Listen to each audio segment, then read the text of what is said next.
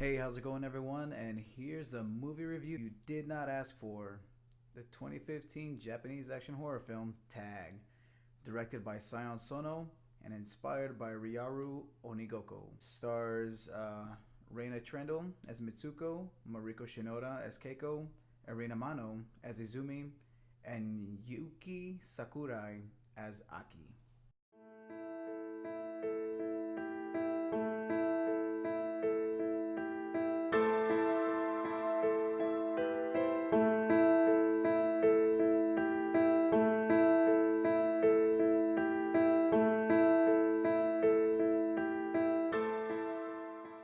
I would also compare this movie to pouring soup through your nose and tasting the color red through your eyes. So yeah.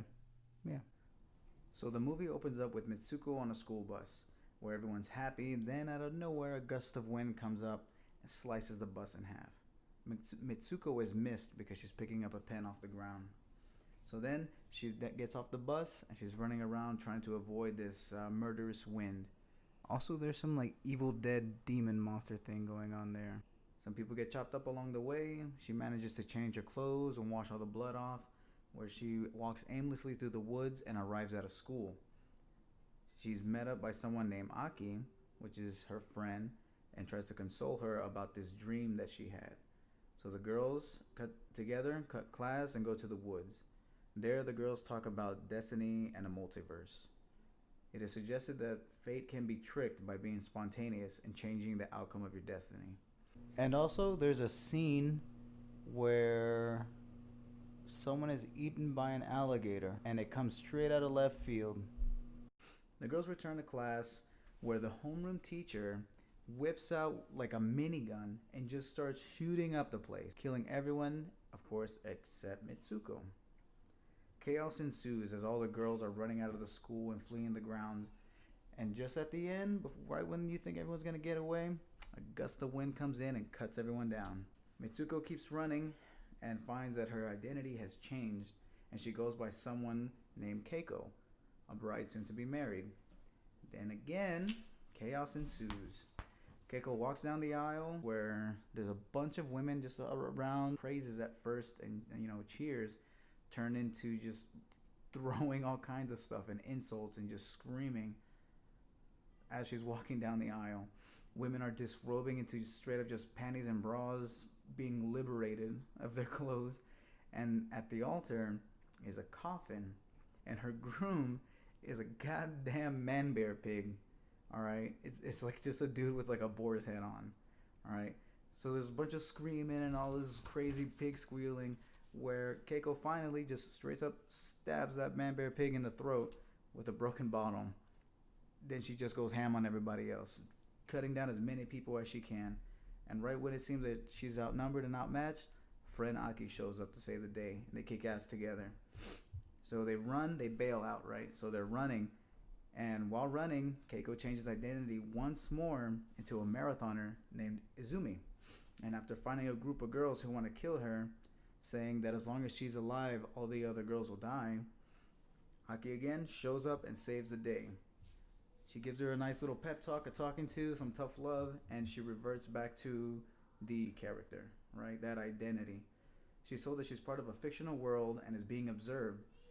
Aki then tells her that to pull out the cables from her arms to open like a interdimensional doorway, or a door where she can get out.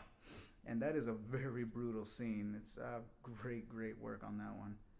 And it opens the door to a place called Men's World, where she passes out and wakes up in a temple where she sees all of her identities displayed in a glass case. It turns out that she's 150 years in the future, and her DNA is being used to make clones.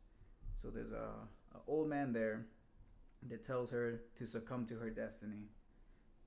She tries to plead with the old guy and a younger version of himself, and rips a pillow in the process, where we see a nice scene of all the feathers flying and falling everywhere. And she realizes that she needs to do something spontaneous to change the outcome of her destiny. So she kills herself, right, to trick fate. Next scene we come into is her waking up in all three scenarios. And in all three scenarios, she simultaneously commits suicide before any other violence can begin. She awakens as Mitsuko in a field of snow and realizes that it's over. Now, this movie was very, I would say, cerebral. I kind of you really couldn't track what was going on. I mean, you knew about the interdimensional thing, but it's you have to think about what exactly were the undertones. You could tell that there were definitely some feminist undertones and a little touch of Buddhism there. But this movie brings just girls in school uniforms, copious bloodletting, some hypnotic imagery, and yeah, like I said, a touch of Buddhism. So it's nice. This film actually won Best Film and Best Actress in the Fantasia Film Festival. It was visually stimulating, I would say, but I don't think it's a film for everyone. It's if you appreciate that kind of cinematography, this will be a good one for you. But if you go in watching this movie thinking that it is a horror film or it's just a straight up like slasher film, you know, a bunch of schoolgirls getting chopped up, it does have schoolgirls getting chopped up. I mean, don't get me wrong, but that's not what the movie is. There's definitely some undertones, and it's definitely an art piece, in my opinion. And it wasn't that bad. It was not too bad, but it wasn't too good either, I guess. So I'm gonna have to give this rating, this movie. I'm gonna have to give it a 6 out of 10 because it was good, visually stimulating, but I don't think that it wasn't represented the right way. Is if you watch the trailer, then watch the movie, you're definitely expecting something else, and that might have turned people off from the film and gave them just a bad impression or bad taste after they watched it, or even during. Yeah, because I watched the film with someone and they fell asleep halfway through and were just completely uninterested.